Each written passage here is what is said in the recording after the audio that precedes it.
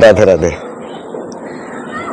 आज आम गत 3-4 दिन है चारोटी सप्ताश्चर्य विषय आलोचना करूँ। आज आम पंचम सप्ताश्चर्य तार विषय आलोचना करूँ। चिचेन इट्जा यह मेक्सिको रे अवस्थित माया सभ्यतार यह एक सांस्कृतिक एवं राजनैतिक सहर थिला। चिचेन इट्जार अर्थ इट्जांक कूर मुह सेटार एक सिंक हल अच्छी कूओ अच्छी। विश्वास करा जाए से कूरे सर्पदेवता वास करती। सर्पदेवता को संतुष्ट करने से कूरे सुना गहना एवं नरबली दि जाए। आई माया सभ्यतार मुख्य आकर्षण एल कास्टिलो पिरामिड, जहाँ कुकुलकान पिरामिड कह जाए। ए कुकुलकान पिरामिड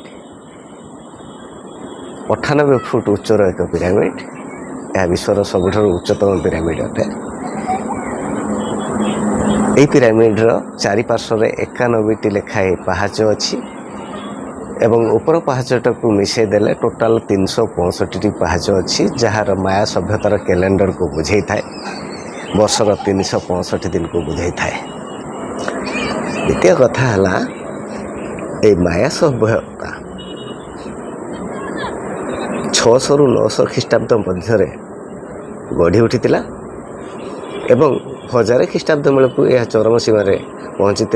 विश्वास करा जाए 1200 शताब्दी बेलू यह आस्ते आस्ते जनशून्य होगला। प्रकृतर रहस्य एत पर्यंत तार जना पड़ना।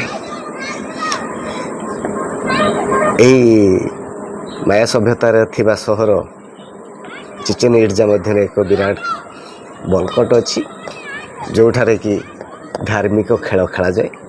यही धार्मिक खेल रे जो टीम हारी जाई थाए ता से टीम रो अधिनायक को बलि पका जाई थाए। आउ गोटे कथा, ए कुकुलकान पिरामिड विश्व रे वर्ष को 2 थर विश्व रे सूर्यंकर किरण जते बेले आई पिरामिड ऊपर पड़ी थाए सेते बेले ऊपर तल को साप उल्हुथिबार दृश्य छाई परि सृष्टि हुए। लोक मानकर विश्वास करा जाए। लोक माने माया सभ्यतार एमान को विश्वास करती जे कुकुलकान यह प्रतीक। यदि आपण केबे विदेश भ्रमण सुजोग पाउछन्ते ताहले आसंतु एक चिचेन इट्जा बुली सभ्यता को बुली जानतु। मो कथाटी भल लगुले आपण मो चैनल को सब्सक्राइब करंतु, लाइक शेयर करंतु एवं सुचिंतित मतामत मत कमेंट माध्यम जनातु। रोची नमस्कार। राधे राधे।